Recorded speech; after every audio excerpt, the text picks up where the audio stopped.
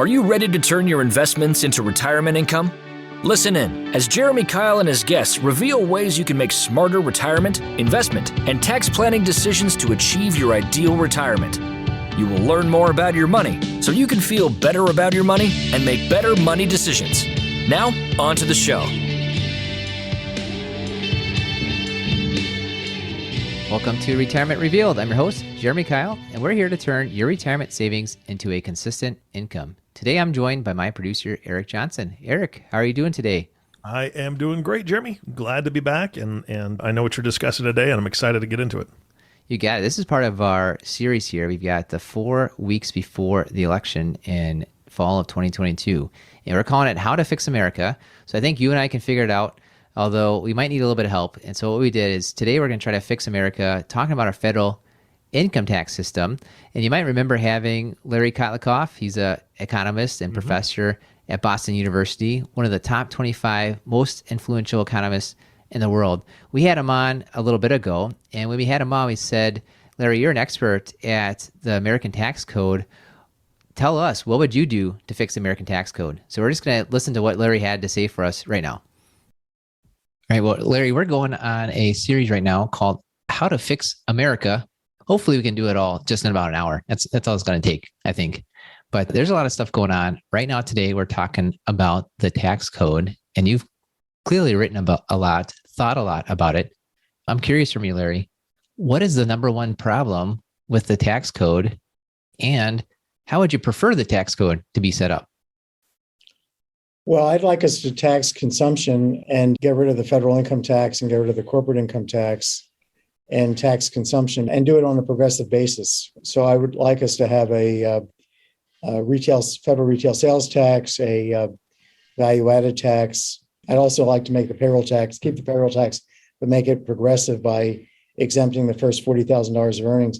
But then I'd like to have what's called a cash flow progressive consumption tax so that the super wealthy who are paying zero taxes these days would actually pay for what they take out of the economy when they consume, and they would have to pay tax on their consumption of their housing, their yachts. This is imputed. We can impute their rent, in effect, figure out how much they're spending on having a multi-million-dollar yacht sitting in their harbor.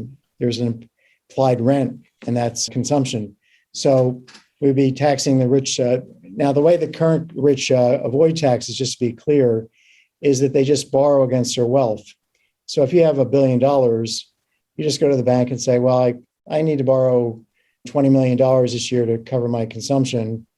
And they lend it to you at a very low rate. Meanwhile, you got 20 billion in stocks that are appreciating, and you never sell any appreciated assets. And when you die, you pass the appreciated assets to your kids, who then are wealthy and they play the same game.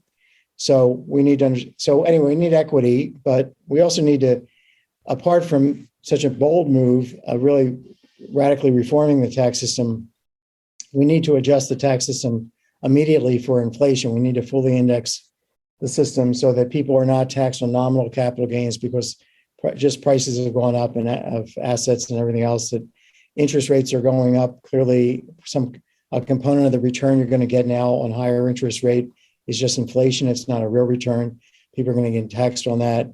So these are two things to do, either radical reform, but if you can't do that, let's do full indexation of the tax system. And if you can't do that, let's at least protect the elderly by taxing just the real income on inflation index bonds that the government issues, not the nominal income, not the inflation protection. So people should be able to take money, buy these inflation index bonds, and not worry that inflation is going to zap them terribly due to taxation. Because if inflation's 20%, I'm going to get a higher payout on the inflation index bonds I'm holding. It's all just going to cover me for inflation, and I'm going to have to pay taxes on it. So in effect, I'm paying a much higher effective tax rate. So we should fix that at a very minimum so that old people can securely invest and have a secure living standard in addition to Social Security under their feet. Yeah, and you can certainly get into a lot more details, and I know that you are very capable of doing that. What I'm hearing, kind of two things quick from you, is that people are probably paying more in taxes just because of inflation. And that's fundamentally unfair. And at the same time, people are maybe earning money, investing money. Those are kind of things that we like to see happening. That's a good thing for the overall economy. And there's another way to go about it with consumption, because you could go spend millions or billions of dollars, and if you borrowed it, you didn't pay taxes on it. And so the idea of spending consumption, consumption is kind of the economy. You're the professor of economics, right? But consumption is basically the economy. And if a government wants to tax what's going on in the economy, go with consumption, go with the spending, because that's actually what's going on. That's the movement and the flow of money, and make that tax happen there instead of on earnings or savings or investing, things like that. So another way I would add to what you just said is that we're trying to generate a certain amount of revenue. Right now, we're mostly taxing workers. And wealthy people, coupon clippers are, especially the rich ones, are off the hook. And they're older. So we've got this much bigger, workers are typically, primarily young. So we skewed over the years the fiscal system to go after young people and led older people off the hook. This is all part of the ongoing Ponzi scheme we've been running with Social Security, with the way we're financing it, Medicare, Medicaid, everything, defense spending. We're leaving enormous bills to our kids and grandkids. So by switching from taxing mostly labor to taxing mostly consumption, you're going to be lowering the burden on workers and raising the burden on older rich people like me. And that's a good thing, because that's more equitable for society and for our kids, for the next generation. So taxing consumption is implicitly taxing wealth, because when there's two ways you pay for consumption. One is from your labor income and one is from your wealth. And so the rich are spending out of their wealth and they're not paying any taxes on their income from their wealth. So let's in effect tax them when they spend their wealth on consumption. If they just invest your wealth in the economy, that's helping the economy. We don't want to penalize them for that. So this all makes perfect sense to economists, at least, and almost every economist in public finance endorses consumption taxation. I hear you. I agree. And thank you, Larry. Thank you for all that. It's Jeremy Keil here, and I know you're listening to the Retirement Reveal podcast because you want to learn more about making great retirement decisions. I've created a free video course for you to do just that. Head over to 5stepretirementplan.com and sign up to receive this video training right in your email inbox. We broke down our 5-step retirement plan into bite-sized videos so you can get started on the retirement, investment, and tax planning you need to create a consistent retirement income. Go to 5stepretirementplan.com, use the number or spell it out. You'll get there either way. 5stepretirementplan.com. Thanks for listening, and now for the rest of the show. Well, Eric, that was awesome to have Larry on. And of course, he's much smarter than both of us. But he brings up a lot of things, a lot of big words: consumption, progressive, value-added tax. I think we can translate some of them. And some of his great points are that when you are somebody that is working and earning income, that's a different situation than when you are somebody that invested and have a business or something where you have wealth. And there's two different types of taxes on income versus your wealth. And it's easier to maybe, I don't know if avoid's the right word, but there's easier way to not pay as much taxes on wealth because you can plan things out more compared to income. And so he's coming up with this idea to do, I'm sure he didn't come up with it, but he talks about taxing consumption, which would be a whole different way to change the tax code. I'm not sure if America is ready for that. And maybe they are. That'd be great, because it does make more sense. Like you said, economists believe taxing consumption, which is a fancy way of saying sales tax, is a better way than putting a tax on income than a tax on wealth. And I'll just sum that up too, because when you tax something, you're actually discouraging it, right? If you say, I'm going to tax your income, you might think, why would I go to work? Because 20% or 50% of it's going to the government. Or I'm going to tax your wealth. Why would I go ahead and start a business? Because half of it's going to go to taxes for the government. But everyone's got to buy stuff. Everyone's got to participate in the economy. And so taxing the consumption through different means, he talked about a value-added tax or sales taxes, things like that. That's economically a better way to go. And yet here we are in America, 100 plus years of kind of not doing it that way. Yeah, I thought it was brilliant. I mean, when he was on the show, I was in the background muted, just listening to the two of you talk. And yes, absolutely, he's brilliant. I just want to say to the listening audience, please share this podcast with your choice of politician. We're not going to tell you which politician to choose, but share it with all your favorite politicians, please, because they need to hear this kind of stuff. It's such a brilliant idea. Well, it's interesting too, and he's going to the core of how you go about actually taxing. And what's interesting too, there's another debate of how much the government should have of your money, right? You created it. How much should the government have of that? Mm-hmm. And what's funny is you listen to the politicians, you listen to people that are voting for politicians, and some people think that we need lower taxes. That's a great thing. We need lower taxes. That's going to help the economy and grow some businesses. And other people think we need higher taxes because that's a great thing, because those rich people are going to be the ones paying the higher taxes. Well, here's what's interesting, and we've got a link to it. The Federal Reserve has been tracking this for over 80 years. But since World War II, close to 80 years ago, the amount of taxes the government actually gets is about 15 to 18% of the economy. Didn't matter if the taxes were high, didn't matter if the taxes were low. 15-18% of the economy ends up going to the government, federal government, as taxes. And it kind of maxes out around that 18% level. And it's interesting, you look at it, it's almost like when the government starts getting above or close to that 18%, the economy starts slowing down and there's less taxes to collect. But then all of a sudden, when that number gets too low or lower, some people would say, no, it's too low is zero, right? That's the way to go. Mm-hmm. But when it gets lower, the economy kind of heats up and there's more taxes to collect because there's more things going on. And I think what Larry Kotlikoff is pointing out is that, look, it almost doesn't matter in a way if you're having the left side or the right side fight over high taxes or low taxes, because if the taxes get really high, that just means the rich find a way to defer taxes. People that aren't so rich, they find ways to defer taxes. We're talking to people all the time, and whether you make 10 grand or 100 grand or $10 million a year, you probably want to pay less in taxes. And because of that, it almost doesn't matter to the government what the tax rate is, because that amount kind of evens out to that 15 to 18% that it comes in. And if that's the case, it seems like maybe we'll call it a consensus. For 80 years, the U.S. government, whether Democrat, Republican, has kind of said, we're going to grab about 18%, let's call it, from Americans to finance the government. And if that's the case, it seems like something that's been agreed upon because it's happened for 80 years. You may as well make it as fair as possible. And we'll link to Dr. Kotlikoff's, to Larry's website.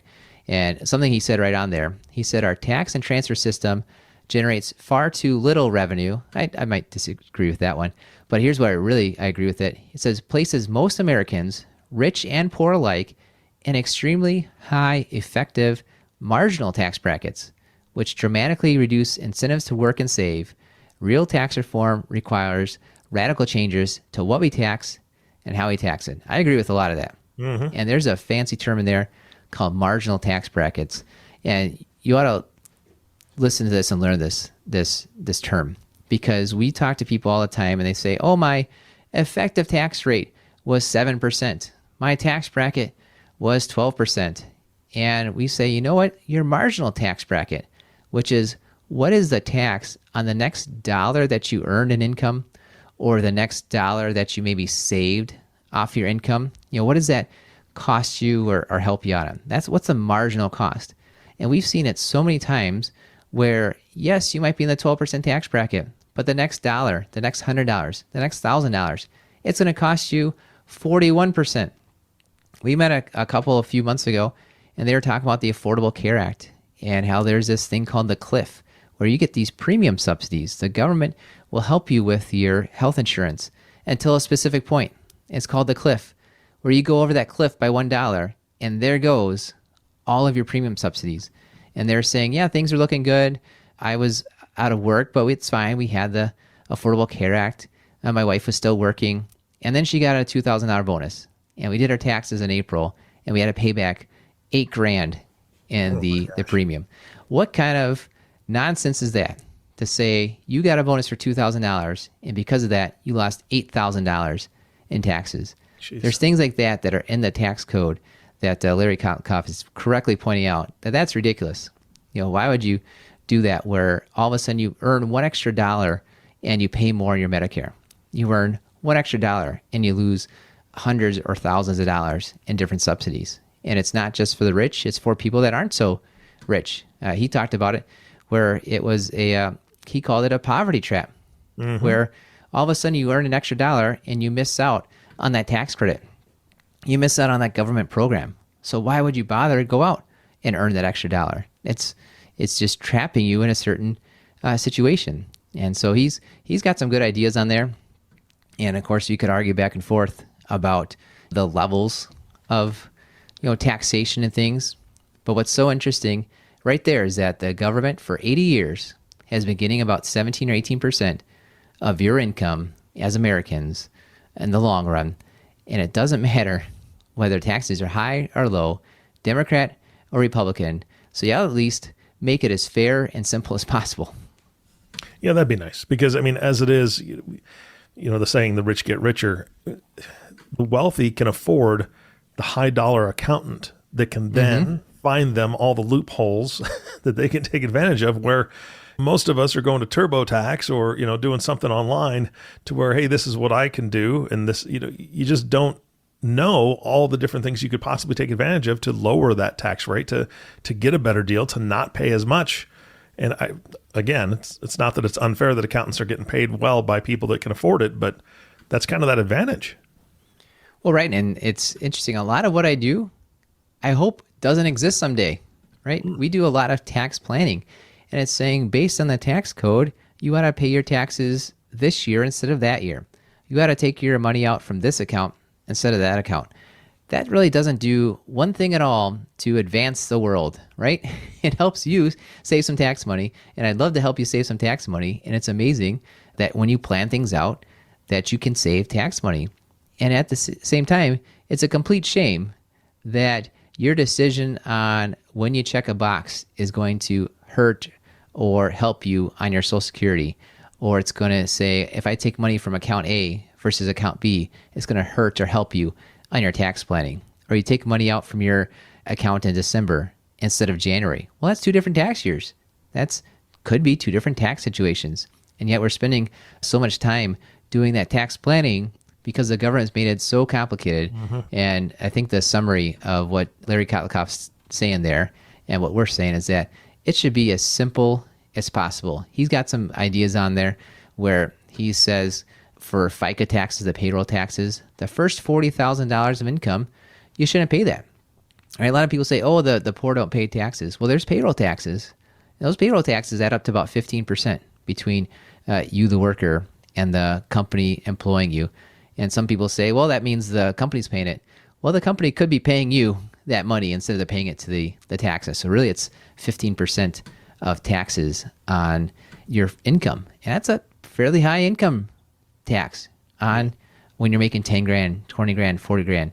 So he's saying you should carve out kind of these beginning exemptions to say, if you have a less amount of income, you shouldn't be paying the taxes. And then above that level, he suggests a 30% income tax. Personally, I'd like to see it less than that. But what's important about what he's saying is that there's no cliffs. There's no situation where you go from 12% marginal bracket right now, and then the next dollar goes to 41%, or the next dollar causes you to pay more in Medicare, or causes you to lose your Affordable Care Act. He's just saying if everyone can agree on some level of where your income is low enough, let's just call it poor enough, where you shouldn't be paying a high amount of taxes, well, then every dollar above that, great, you earn some good money. Pay whatever your fair share, whatever America believes is a fair share above that, without this high cost to where you lose on some government program, or you're paying 41% or some higher amount of marginal income taxes because you missed out on this subsidy or this income tax credit, things like that. That's a much fairer way to go, that's for sure. Yeah, and I like how he mentioned in there protecting the elderly, because the one that bothers me the most is the widow's tax, right? It even just sounds terrible.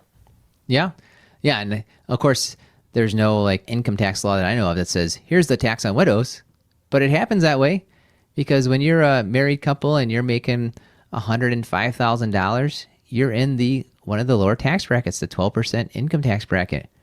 And then all of a sudden, somebody dies and you lose some Social Security and you're making like 70 grand. You lost, which is still good, but yet you've lost maybe a third of your income and you're widowed. And guess what? You're in a higher tax bracket. That right there is not fair. I agree with you on that for sure. And that consumption tax that he talks about would address that issue. Absolutely. Because they're saying, well, there's two people spend a certain dollar amount, you pay the taxes on that. And if you go out and buy less things, then you're spending less money and you have less taxes. And of course, he's suggesting having kind of the first levels of income, your first levels of spending, not even be taxed at all. And so you're right, that would address that.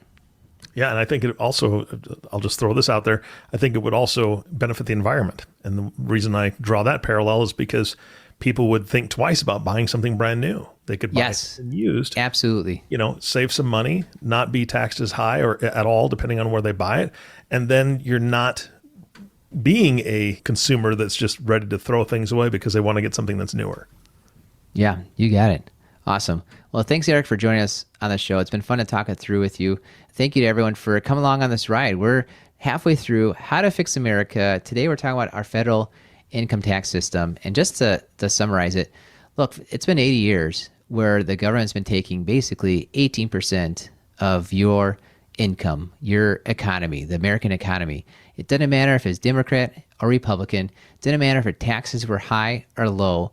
When everyone gets some sort of exception to their tax situation, everyone ends up losing. And I think going towards a level where your tax rates are fair and easy is a better deal for everybody. So thanks for listening to the Retirement Revealed podcast. We believe if you know more about your money, you will feel better about your money and you will make better money decisions.